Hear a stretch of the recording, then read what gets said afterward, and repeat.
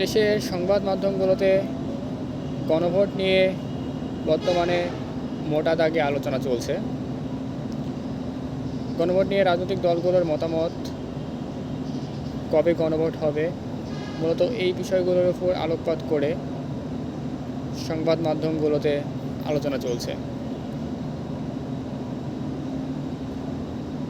কিন্তু যারা এই গণভোটে অংশগ্রহণ করবেন, দেশের জনগণ, তারা গণভোট নিয়ে কতটা অবগত, এই বিষয়টি বোঝার জন্য সেদিন আমি একটি জেলা শহরের বাইরে মফস্বলে কিছু মানুষের সাথে কথা বলি। এর মধ্যে ছিল সাংবাদিক, শিক্ষক, ভ্যান চালক ও একজন ছাত্র। আমি শুরুতে সাংবাদিকের সাথে গণভোট নিয়ে আলোচনা করি এবং তাকে জিজ্ঞেস করি ঠিক কোন বিষয়ের উপর গণভোট হচ্ছে।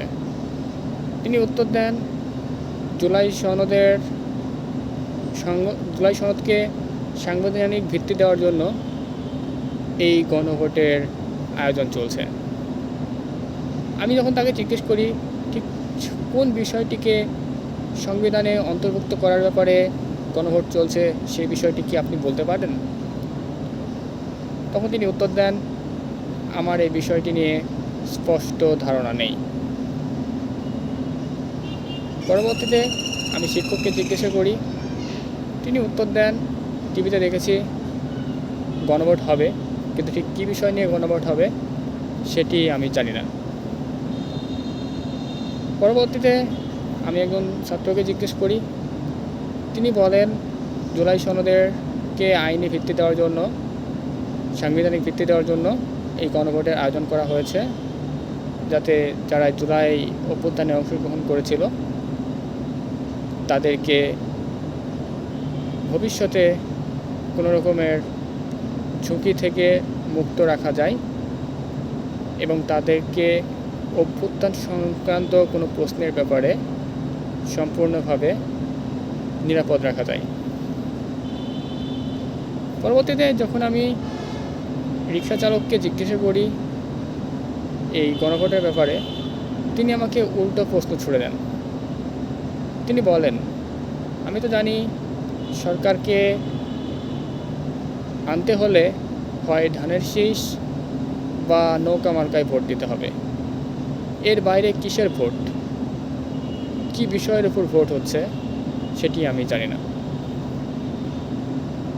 বিষয়টি নিয়ে আসলে আমি শুরুতে কিছুটা অস্বস্তিতে পড়ি, কারণ দীর্ঘদিন ধরে সরকারের ঐক্যমত কমিশনে রাজনৈতিক দলের প্রতিনিধিরা রাষ্ট্র সংস্কার সংক্রান্ত প্রস্তাবগুলো নিয়ে আলোচনা করছিল।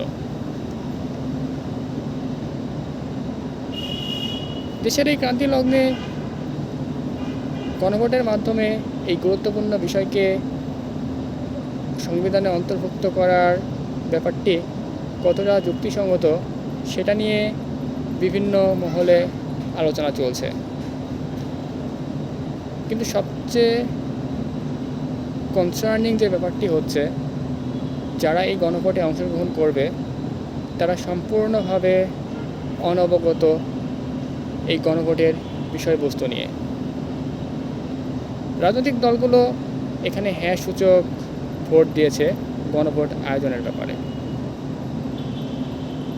রাজনৈতিক দলের প্রতিনিধিরা যারা প্রতিনিয়ত ঐক্যমত কমিশনে গণভোটের বিষয় নিয়ে আলোচনা করছে, তারা ব্যতীত তাদের কর্মীরা কতটা অবগত রয়েছে এই গণভোটের বিষয়বস্তু নিয়ে সেটি অবশ্যই এখন সামনে আসতে শুরু করেছে।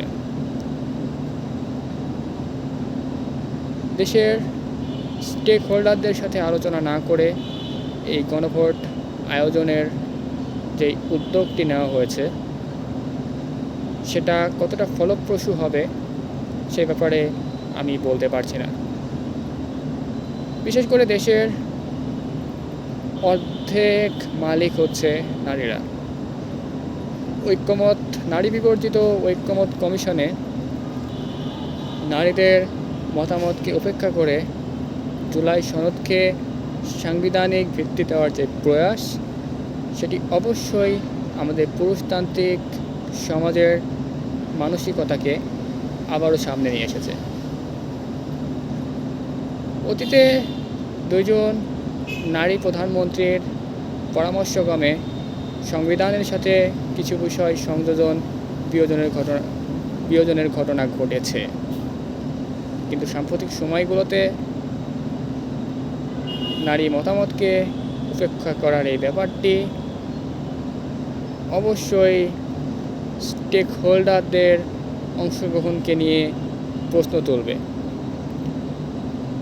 হ্যাঁ, মূলত দেশ রাজনৈতিক নেতারাই পরিচালিত করে, কিন্তু তারপরেও যখন দেশের স্টেক হোল্ডারদেরকে অন্ধকারে রেখে এরকম একটি গুরুত্বপূর্ণ বিষয় নিয়ে আলোচনা হচ্ছে এবং যখন একটি বিশাল অংশ